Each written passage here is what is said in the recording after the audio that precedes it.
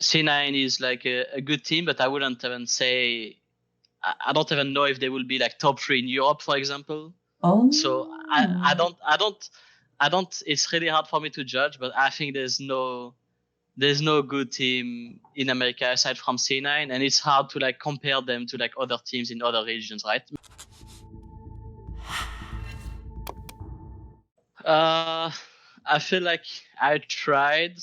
I could have done better with like early game went. Like I had the really big lead, and I felt like I was playing much better than Uni. But I think it just showed our weakness really as a team. Like we are just very desync in what to do and in team fights and when to go in or not. So yeah, it was just I guess a reflection of how it went for us in the last month or so, I guess. Yeah, because Immortals had mixed results in the last few weeks in the LCS, and Immortals and Dignitas, between those two games, they also had like a interesting match result a few days ago. So did it play any factor into how Immortals prepared for today's match? The last match against Dignitas. I don't really think so. I think we just prep depending on what they do, not too much. I mean, obviously their match is gonna matter, like depending how well they do on certain picks and whatnot. But it doesn't matter that much. Like, just want to review the overall split. Like, they called it the soup, the middle tier of the LCS. Cloud9 was shooting up ahead, and COG wasn't performing as well as other teams, and there were like 6 or 7 or even 8 other teams just like mixed together, like, going up and down everywhere. What is your overall impression of how the LCS Spring went? I feel like my impression from actually day 1 or day 2 that I came into America haven't changed even now. I literally think that every team is just garbage aside from C9. Like TSM was maybe on the good path at one point, like in the middle of the season. When they beat C9, yeah. Yeah, I mean, I think before they beat C9, like so the week before they started looking a little bit better. Yeah. But I think they haven't really improved after that, I feel like. Or they went in decline after that again. So I just think that no team is good in America aside from C9. And I think C9 is like a good team, but I wouldn't even say. I don't even know if they will be like top 3 in Europe, for example. Oh. So I don't. It's really hard for me to judge, but I think there's no good team in America aside from C9, and it's hard to like compare them to like other teams in other regions, right? Maybe they could be like a really good team in EU, like who knows, right? But it's hard to tell. But at least from like top lane side, I mean, I know it's hard for me to judge because I think who's doing well on C9 is, I mean, I think Licorice is a overall a decent player. But I think who is like really performing in C9 for me is like their bot lane, and so it's hard for me to judge like their bot lane will actually match against others and things like that. But yeah, I think no one really surprised me in NA, like individually or anything like this, or even as a team. Not a single moment, not a single player. Not a single moment, not a single player just blew my mind in one game, whether it was in scrims or in LCS. So I think the level, at least for this split, was really low. I don't think it was necessarily like the case before. Like sometimes there's like really good stuff. I don't know what happened this split, I mean, a lot of things went wrong, obviously, right, with everything that happened. But I think the overall level of the league was extremely low. And what you mentioned is a very important conversation because sometimes Cloud9 makes an appearance in, let's say, ESPN Power Rankings, but it's so difficult to judge how good this team is when they're so dominating and they just dropped one game against TSM. And even Cloud9, some of the players might say that, hey, we don't know whether the lack of challenge is hurting them or helping them. You mentioned that you wouldn't place C9 as a top 3 team in the LEC. Where would you roughly place C9 if you place them? I mean, maybe they will be around that. Maybe they will be around that. Mad Lions, Origin. It's just hard to judge. Yeah. And also it's best of ones, right? So like can you like actually judge a team from playing a best of one? If they will play like one best of one, if they will play like a full season in Europe, then you'll be able to rank them. But I will still not even rank them. Like, let's say they play a best of one against Origin. Whoever wins this game is not gonna be, oh, this is the better team, you know? It's just bullshit, right? Yeah. So I would need to see more sample size to have a better idea, like on who's actually better. So it's just hard to judge. But I think they're a good team, you know, and they show a lot of good stuff overall. So yeah, I mean, at least I'm happy, you know, for like Niski and Sven that they're in the team and I'm playing very well. So yeah, that's good for them. If I may ask, because I know there's a whole meme about NA as a region, blah blah blah, like, you know, but it's actually like a serious conversation because there is a lot of investment going into NA, and I know there's a lot of push to develop like NA's talent, and NA does get a lot of imports compared to LEC. So, in your observation, if you felt that NA wasn't as highest tier as LEC, what were some of the factors that were causing that? I know that's like a really deep question, but because you mentioned it, I have to ask a follow-up question. I think a big part of it, in my opinion, is just all the meta shifted in the last 2 years, maybe. And they have always been a region that was trying to copy Korea, and they are just doing everything that was happening in Korea but worse, right? And the meta shifted towards more of a LPL/EU style, and so now they are still, you know, trying to play like slow and macro and stuff like this.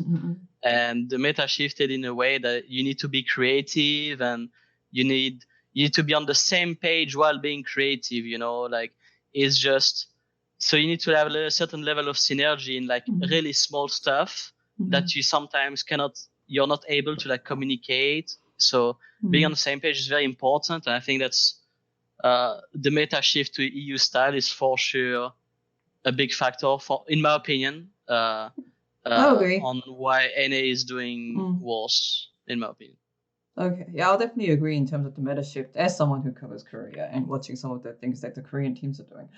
Anyway, but okay, quick follow-up question, because another factor that has often come up in terms of how can NA improve as a region, it was the solo queue. I know there was a extensive conversation at some point about NA solo queue as an environment, like that it's not competitive enough and people aren't trying to climb higher on the solo queue. And even when they do, it doesn't offer enough challenge in order for people to improve their skills. So it may cause an issue around people not being able to get enough practice time and improve through playing solo queue, and not enough like raw talent coming from just playing solo queue. I don't know. What do you think about this statement?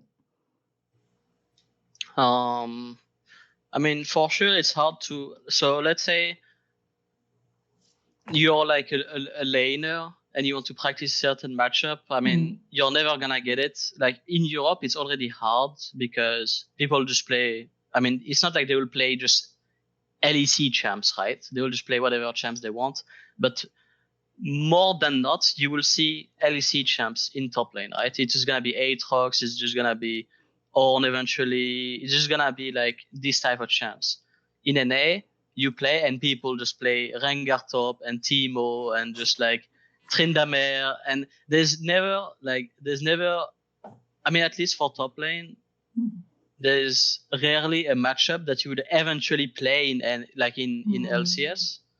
So there's a lot more one tricks, and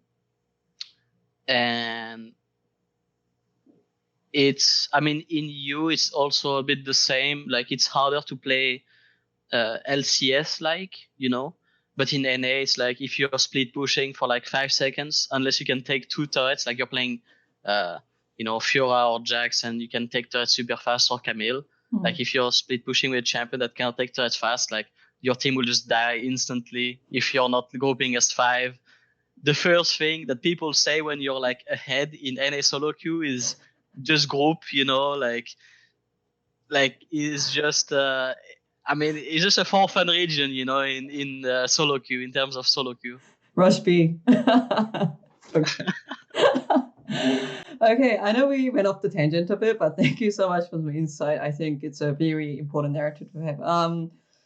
Okay, so the split has come to an end for Immortals and yourself, sOAz.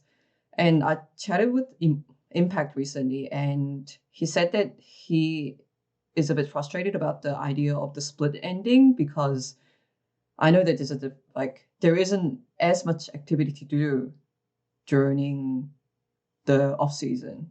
So what do you personally want to work on or focus on during the off season until the summer split kicks off? I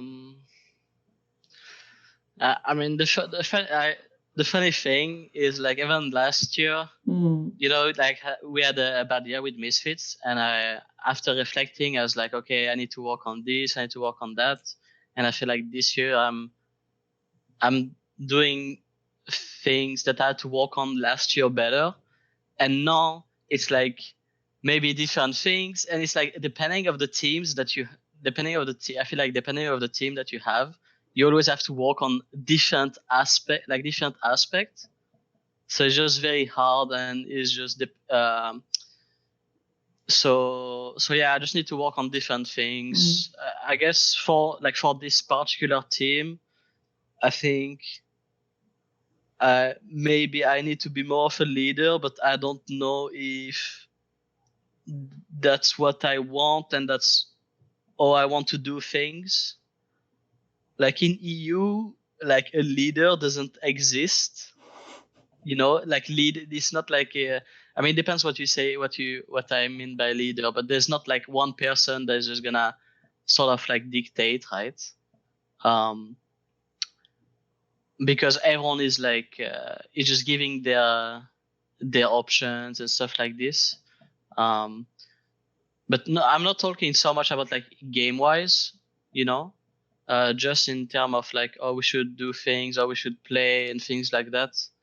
I think this is the most important, and I think for us we are maybe lacking that. So we need to see like most importantly what staff want to do for next splits.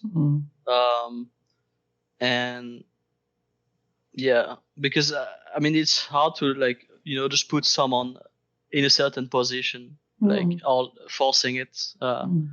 It's better if it just happens naturally. But yeah, I'm just gonna work on just trying to improve myself more so outside the game. I'm not really disappointed with the way I played individually this split.